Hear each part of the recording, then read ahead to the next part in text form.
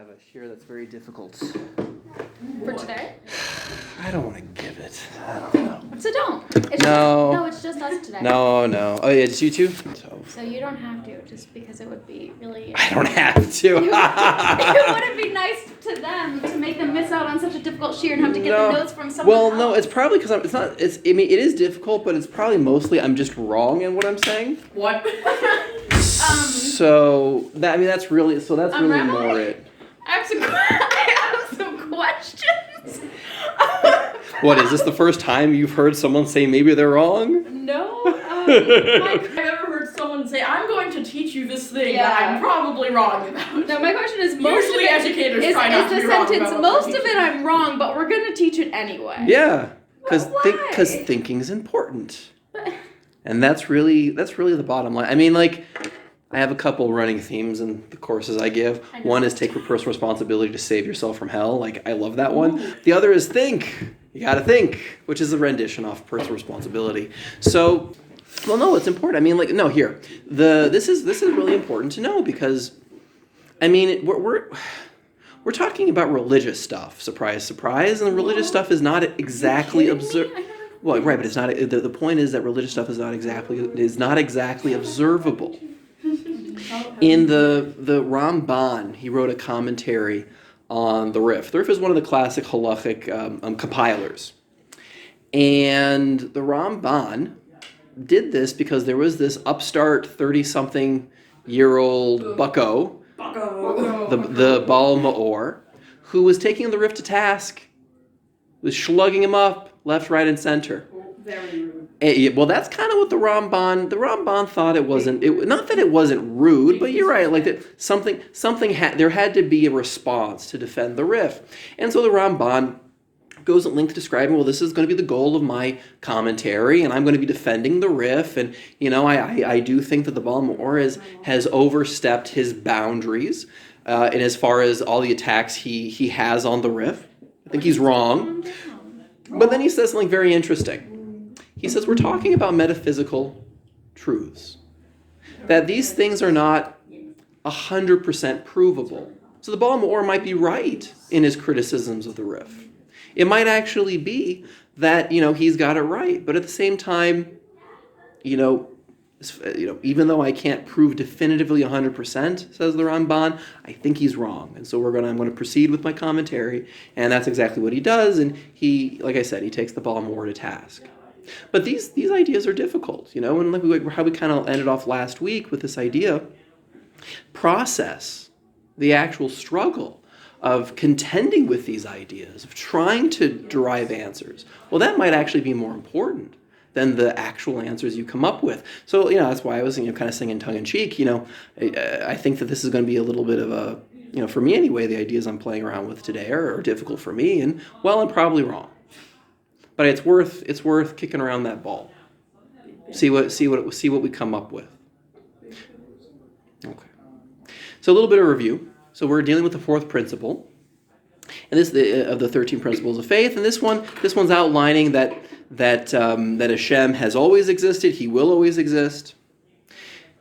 He's outside of time because time is a created thing. It's a created substance, and that he brought everything into existence from nothing. That's the fourth principle. We reviewed that within the ancient world, and even today in modern cosmology, there is basically three positions of how does the universe roll. The first is the traditional view of Judaism of yesh ma'ayin. In Latin, it's the fancy term ex nihilo. Nothing to something. And it's worth noting, a lot of people, in Torah context, Shirim, they want to make it sound as though the Big Bang is yesh ma'ayin. Well, that's not true. Fake news. It's fake news. Big Bang. It is fake news. Certain things came together. Because what the Big Bang is a singularity. The way that physicists describe this is that all matter is compressed into one point and then blew up. Well, that's concentrated something into scattering something. That's not exactly yesh ma'ayin. That's not nothing to something. anything. It's worth. So it's worth. Now, yeah. So it's worth kind of putting that in your pocket, and it may very well be. There are physicists who do entertain the idea of pre-singularity and what that might mean. And if you're interested, go read Stephen Hawking. He has a couple interesting things to say about that. But it's just worth pointing out, wait a second, don't just automatically assume whenever someone says, Big Bang proves Judaism's true. It's like, well, hold on there. Maybe we got to define our terms. But that's the first position. The second position, and I'm highlighting this because this is actually what my share today is actually going to be focusing on. The interplay between a belief in eternity and Yesh Ma'ayin, because the Rambam is not simple. The second view is that of Aristotle, that the world almost like coexists and is eternal alongside God. For Aristotle, he didn't exactly think about the God of the Jewish people, but he did have this conception of a creator deity. And so that's view number 2. View number 3 is the Platonic view, Plato and the boys, that he did... Yeah, Plato and boys. Yeah, that he did believe that there was this sort of eternal matter, but it was, no pun intended, it was kind of like Plato. This mush, this whatever this is, and what Hashem did was he brought form out of this, again, no pun intended, this Plato thing, this mush. Yes. So there were three interesting points that we got out of last week's shir, playing around with these ideas. First, that the Rambam didn't initially write off this idea of Plato. He kind of left it open. In Moreh Nevuchim, the Rambam says, well, maybe you're not a heretic if you believe in that. If you go with Aristotle, you're for sure a heretic, you're out. But maybe you could believe that there's not exactly anything wrong on theological grounds, but maybe it's a little too complex. Let's just go with the Chumash. That was Occam's razor that we talked about.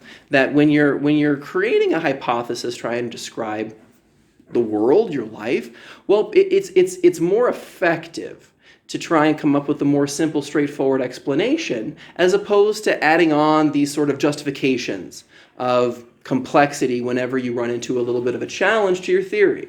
So try and strive for simplicity. Because really, that's being more orderly. What you're trying to do is you're trying to make sure, having a higher standard for whatever you certainly know. Well, you put that in one box, and you certainly know it.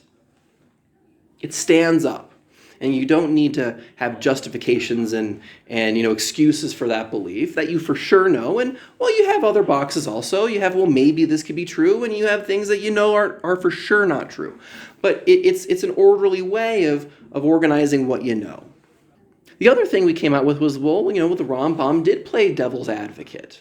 That Moreh Nevuchim is a complex text because when he's going through all these different proofs of the existence of God, he actually entertains and even uses the belief of Aristotle to demonstrate God exists. So, hey, wait a second, didn't you just say you're not supposed to believe in that?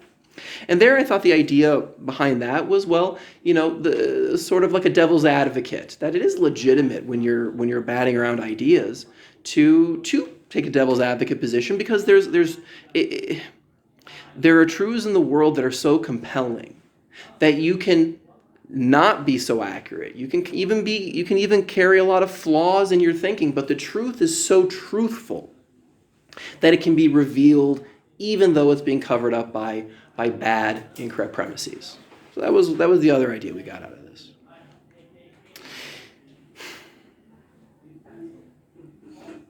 And we did kind of dwell a little bit on this idea of maybe, I think you point out, maybe it's naive, why not have more complex explanations for things in life? And I was thinking about it, after we broke. And I think it's a fair enough point, because there's a lot of complexity in the world. Well, why not have broader, multiple reasons? And you should. I mean, that is true to a certain extent. There's that kind of almost, that's the difference between bad research and good research. You look in the research field and if you ever run across any scientific fact or research paper that attributes one cause to something, well, stop reading the paper, because it's such a low resolution, unsophisticated way of looking at life. Well, nothing has a single reason. A good example of this would be, say, the pay gap. The gender pay gap is a beautiful explanation. Because in the 90s, it was hypothesized by all the different researchers in the field that it's got to be that the main reason was gender prejudice, and they posited it. And if you have the time, if you go through a literature review of all the different papers, what you'll see is, that was generally what was thought to be, and there was no observation of it, and there's plenty of anecdotal evidence that there is prejudice. I mean, there are jerks in the world. You can't argue that one away. But as research continued in this field, what ended up happening is, they actually discovered, wait a second, there's minimum of 12 really big factors of why women actually make a little bit less than men in average, and it turns out that all of those reasons have nothing to do with women being women. Part of it has to do with men actually by nature choose to take jobs that are dangerous. How many bricklayers do you know that are women? How many women do you know that are working on an oil field? Those are very dangerous jobs. And so the vast majority of those jobs, which pay really well, if you want to get a good job and not have to go to university, get in the oil industry, work on the rigs. You need zero education for that, and you will be making a lot of money doing that, because you're risking your life basically doing that sort of work, and men are willing to do it. Women are a bit smarter. They don't want to kill themselves early, And there's a lot of reasons like that go into describing, there's actually fields that, women actually make way more money. Women generally make more money as doctors than men do. And so it became kind of obvious, wait a second, it's not a simple matter of prejudice. And again, all people do have certain prejudices, but how much of that is the main reason? Not so much, if at all, at this point in 2020. So, you do need complexity. There are a lot of factors that go into describing what we see. But at the same time, there's especially when you're dealing with individuals more on a personal level, there's something to be said for giving charitable interpretations. Being able to get along with people, being able to compromise or to be forgiving, to be charitable, that does kind of mean to reserve judgment as long as possible. So, in my profession, generally people come in and, say, I see this more with spouses, where everybody has an argument. Everybody has a problem with the other one. And simply kind of putting into effect, let's make a rule. Instead of jumping down your husband's throat or your wife's throat at the drop of a hat, wait 3 times.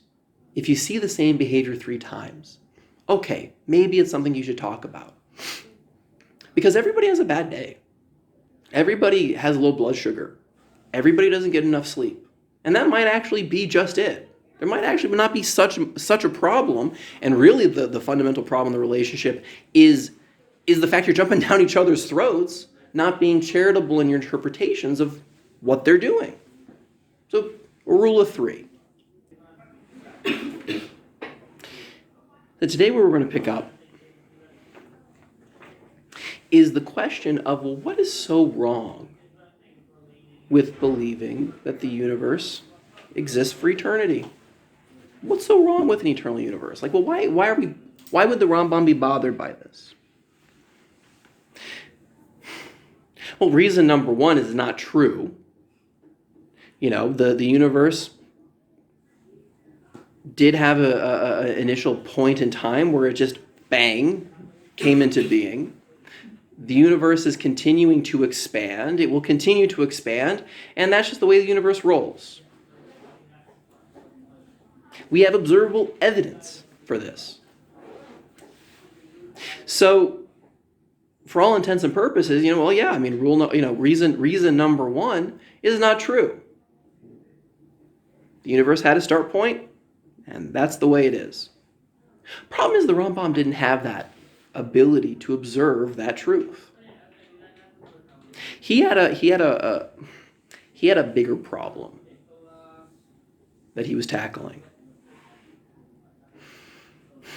I think a good starting place to kind of start to unpack what's the Rambam's beef. So if we look in Bereshis Rabbah, it's a midrashic work written by the Tanaim. And we're going to get two things out of this medrash. Number one, we're going to get an answer. Well, what problem did the Rambam have with an eternal world? And problem number two is, I think, through reading this medrash and a couple other ones, we're going to have we'll get a little bit closer to understanding, well, all these different contradictions of, in some places, the Rambam sounds like he's a Plato guy. Sometimes he sounds like he's not in Moreh Nevuchim. We're going to try and resolve this contradiction. So the Medrash says, the Holy and Blessed be He, looked into the Torah and created the world. The Medrash gives another interpretation. This is on the first verse in Bereshis. That the Torah declares, the Torah says, I was the working tool of the Holy One, blessed be He. That in human practice, when a mortal king builds a palace, he builds it not with his own skill, but with the skill of an architect. The architect, moreover, does not build it out of his head, but employs plans and diagrams to know how to arrange the chambers and the doors and all this business. Thus God consulted the Torah and created the world, while the Torah declares, in the beginning God created. This Medrash is saying the opening words of our verse is the Torah speaking, not God. The beginning, referring to the Torah as in the verse, the Lord made me as the beginning of his ways. It's from Mishlei, 8:22. We got eternity on the table. We have something before creation.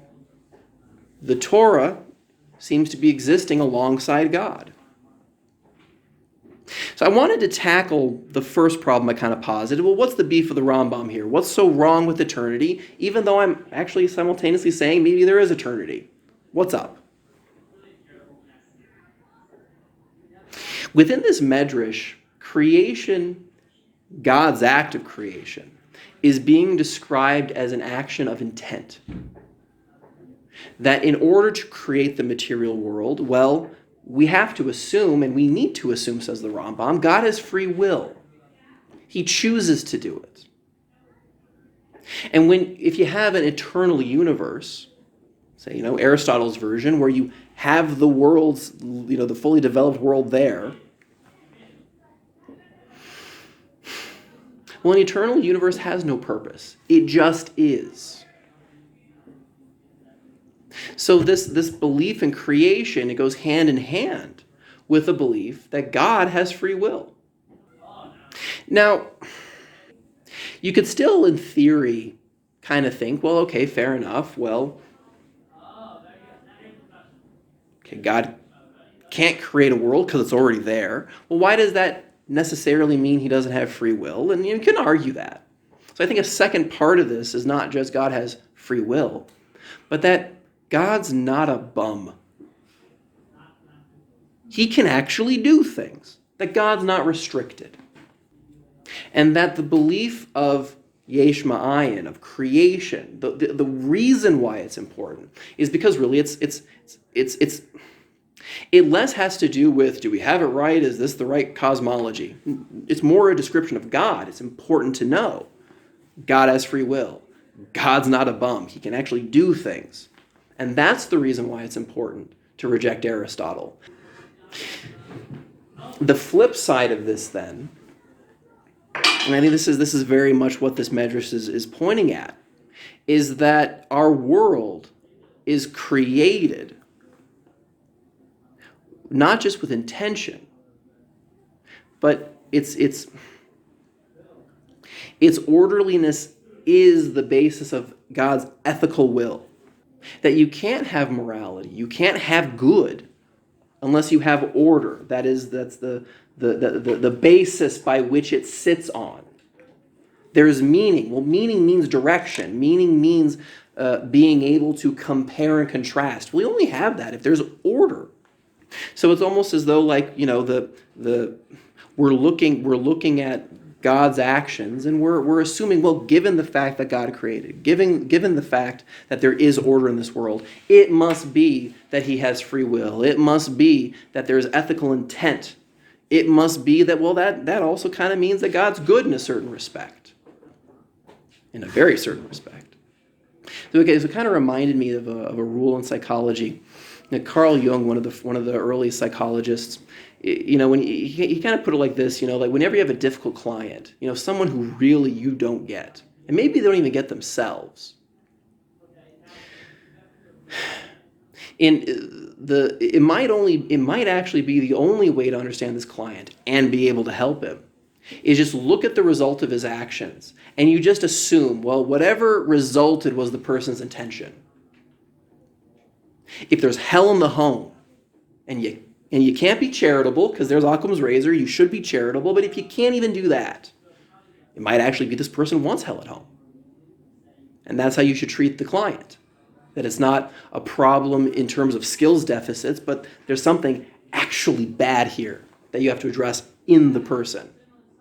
You want to hesitate before you put that on somebody. You want to, and it's usually not the case, but sometimes you have to wonder. When someone's life is so bad, well, maybe they want it that way. And as much as you could try to help them, well, as much as you try and help them really isn't helpful because they want it that way. So you have to address the person himself, what's making him tick in that way, what makes him want to have hell at home. A similar idea. You look at the result and infer the intention.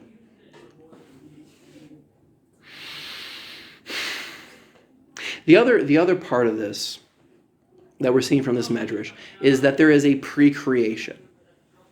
There's a step before creation. So this is really describing the two fundamental characteristics of halacha. Halacha is a blueprint. Halacha is a tool. And it has to be both. I think that's what's interesting, is that the Medrash doesn't settle on one way of describing the Torah. If you think about it, what's a map? A map is a simplified version of reality. So but it's broad. It has lots of information. It's the entire, the map of Yerushalayim. It's the entire city right there, and you see everything. But it's reduced the complexity in size. I mean, it can fit in your pocket. The city fits in your pocket, and it's you have limited access. There's a superficialness to it. It's not like you can enter into a building, from the bird's eye view in the map. But you have everything. That in many ways is more useful than being able to enter into a building, knowing where the building is in reference to the rest of the city. So that's one way that the Torah is described. Seeing interrelationship is another way of thinking about it. And the other is a tool. It enables. In this case, it's enabling creation. But it enables, a person to use this Torah, to use the tool. Actually, that's what creates worlds. So it's this paradox of simplicity and complexity. This idea of restriction enabling transcendence that's being described in this medrash. And again, the game we played before of, okay, let's play a game, your turn. Like, you have to have restriction in order to be able to not just do something, but for there to be transcendent meaning, to be able to make sense. Order, this idea of order being necessary for not just action, but ethical action. Rules of a game, by definition, mean there is a good and a bad. You can't turn left and run around the baseball diamond. You got to turn right. There are opposites. And you only get that in the moment that you're creating limitation. What's also really weird about this medrash, and kind of bringing it back to our question of, do we get to believe in Plato or not? Or can we be Plato guys and not be heretics? Well, the language of this medrash actually mirrors one of the Platonic dialogues. You all know your dialogue Timaeus, I assume. Of course. Of course. Within that dialogue, what Plato's doing is he's really trying to reason out the nature of the universe, the nature of the world. And he's making a distinction between the physical world and the eternal world. And he looks at the physical world as being something which it has the ability to change. It comes into existence. There's life, there's death. It perishes. It doesn't last. And he almost makes synonymous the physical world as being opinions, feelings, unreasoned sensations. And that, this physical world has placed on top of an eternal quality to it. This aspect of changelessness, of morality, of reason. And they're fused together.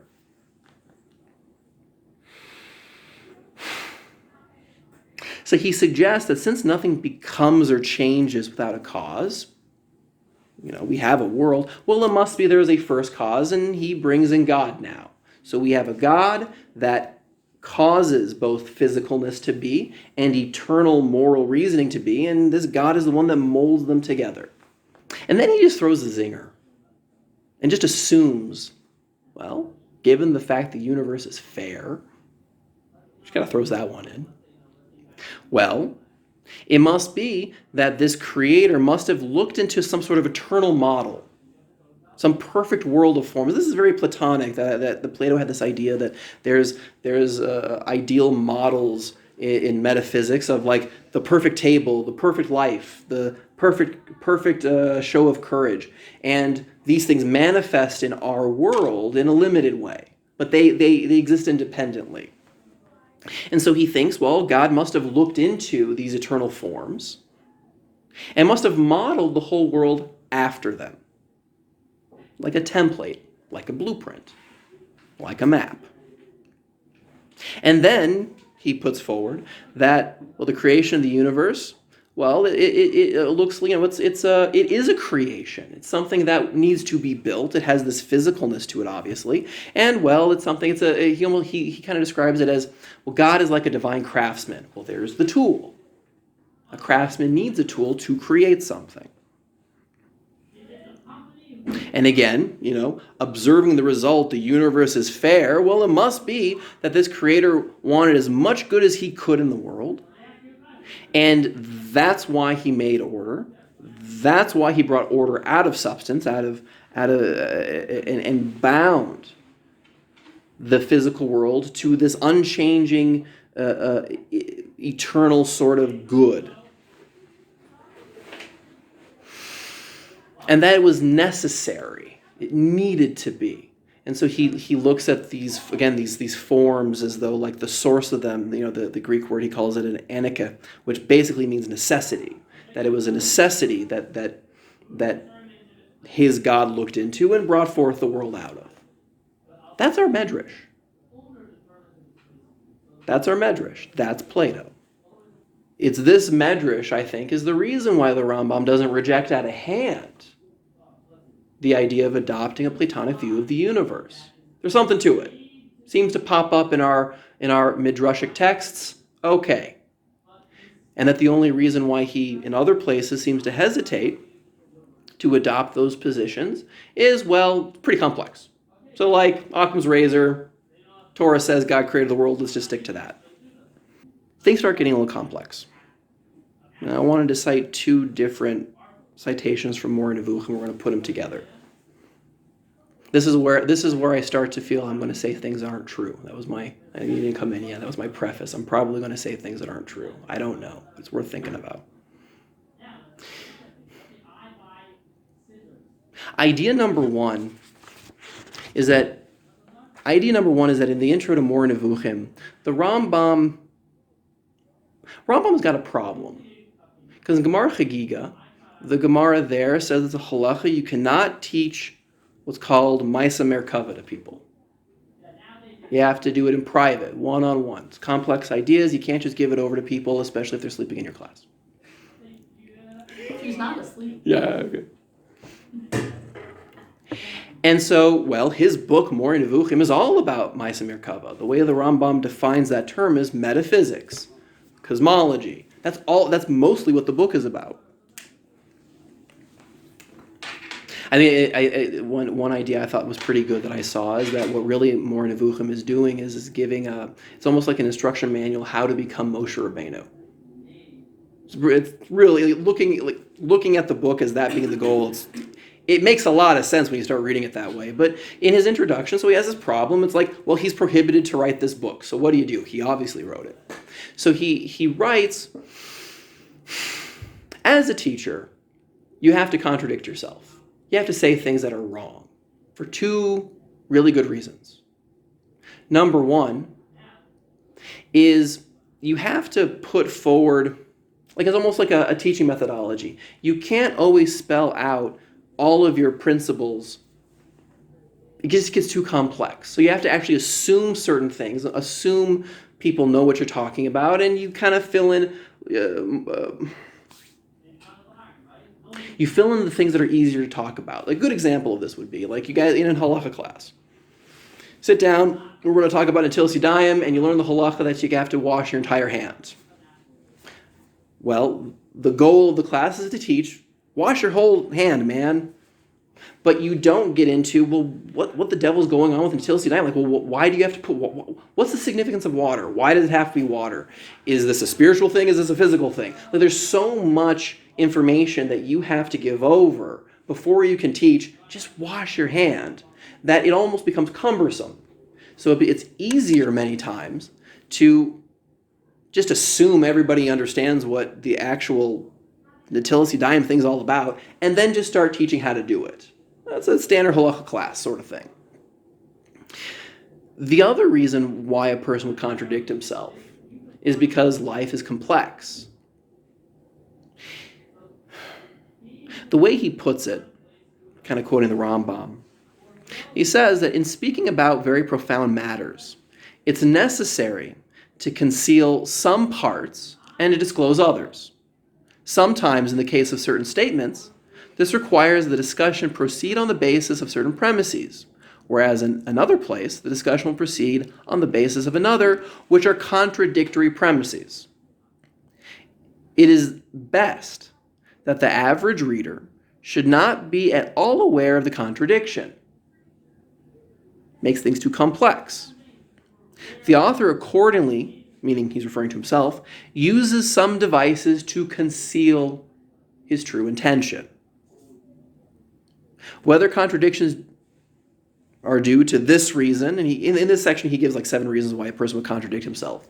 But whether it's this caused the contradiction are to be found in this book of the prophets is a matter for further study and investigation. Inconsistencies in works of philosophy are due to this reason, and the other one I explained to you guys, and in the Midrashim and in Agadah, that's why you're going to find contradiction.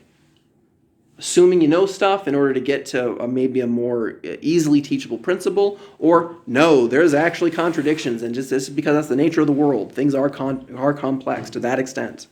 So he says the contradictions mentioned in those two types of contradictions, well, they're going to be present in my book.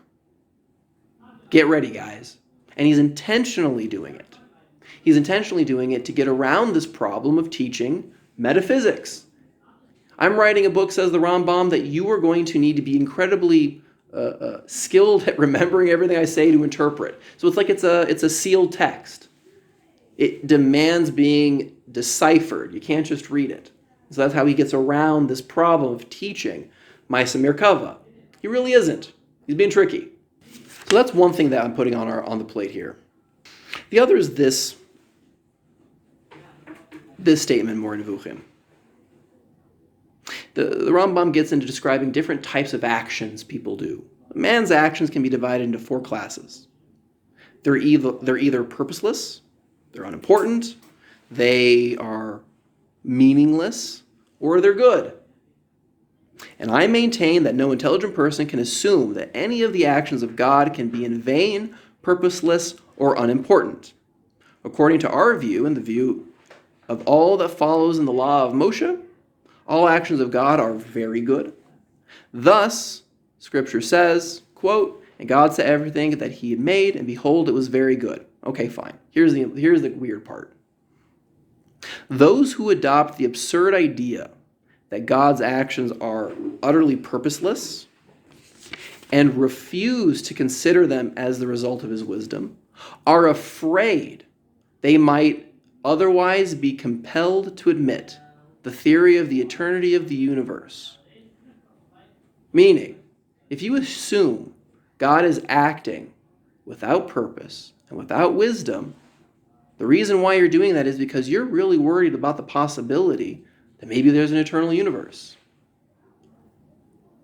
That it's because God's so orderly, because he's, like in this medrash I cited before, he's looking into the Torah and bringing out creation based on this blueprint. Well, wait a second.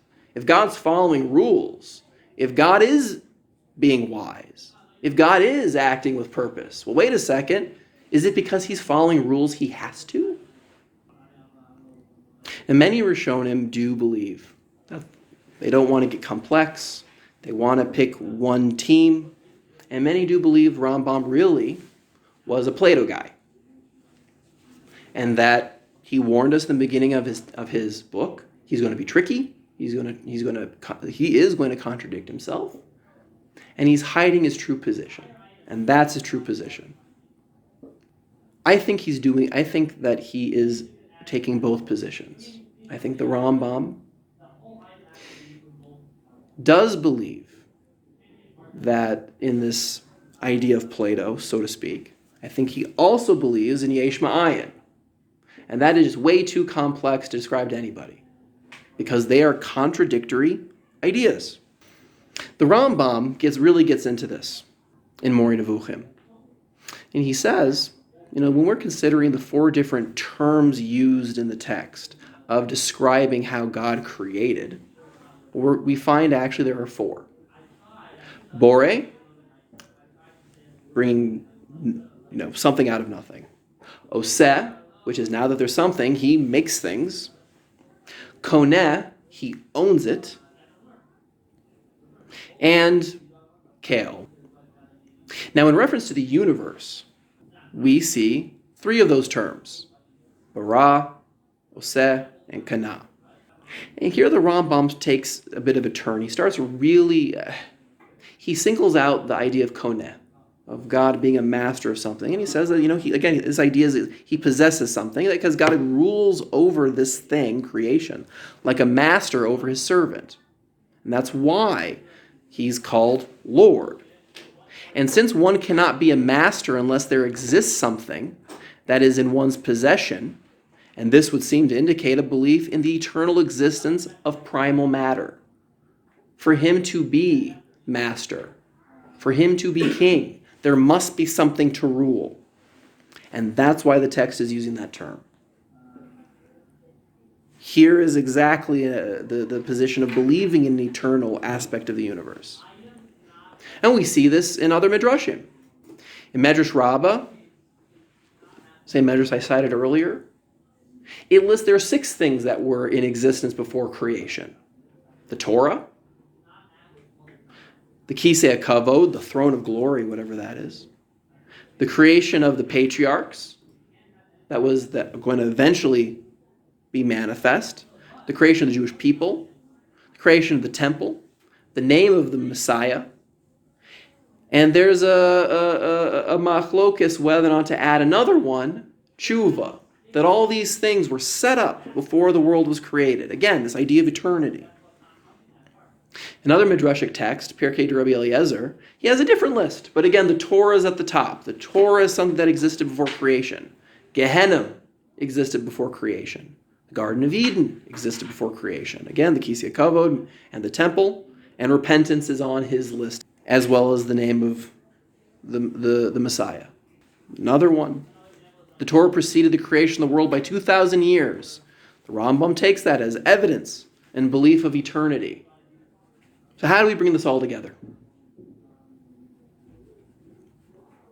As far as these terms of creation go, we definitely can agree God made something out of nothing. There was tohu vavohu, and God fashioned the world from that.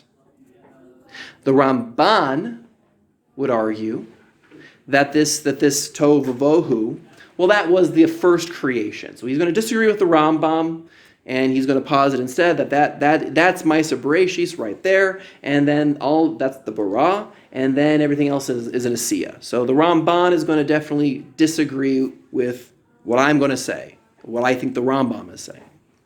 It seems to be that the Rambam is trying to integrate all these midrashim together. He's trying to justify, wait a second, how do these two realities stand together? And he is saying that there is a kona, there is an eternity. The Torah is an eternity. All these lists I'm giving you of these pre-created things are eternal, whatever that means. And the Rambam agrees that there is an asiya, that once there is a creation, God plays with. The question the Rambam is having of what I think when he says you can either take Plato or leave it, is this question of the Plato thing, the mush that God makes stuff out of.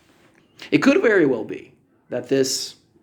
It almost seems like the Rambam is kind of struggling with this idea. If such a thing existed, this bara, let's say it does exist. Is it more like eternity, or is it more like a thing that's created? That there is this chaos, but well, where is it? Is it along with the Torah? Is that actually creation? And for that, I think it seems to the Rambam's like, I don't know, suffix. Could be that it has eternal nature. Could be. But the Torah says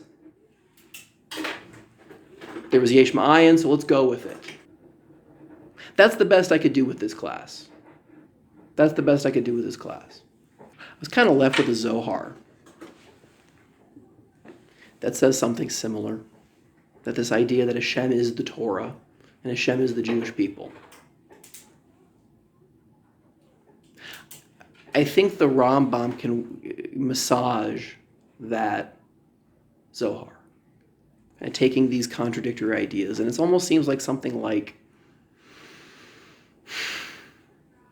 it almost seems like there's like a hierarchy of how Hashem manifests himself. Like there's this Hashem we can't understand. And he manifests himself in the Torah. Like there's more rules. I mean, the Torah is rules. It's like Hashem becomes understandable because there's a Torah. And then that manifestation of God somehow comes through the Jewish people when we conduct ourselves properly. Is this how we're connected to God? Maybe. But I have no idea if I'm telling you anything good. Interesting thoughts.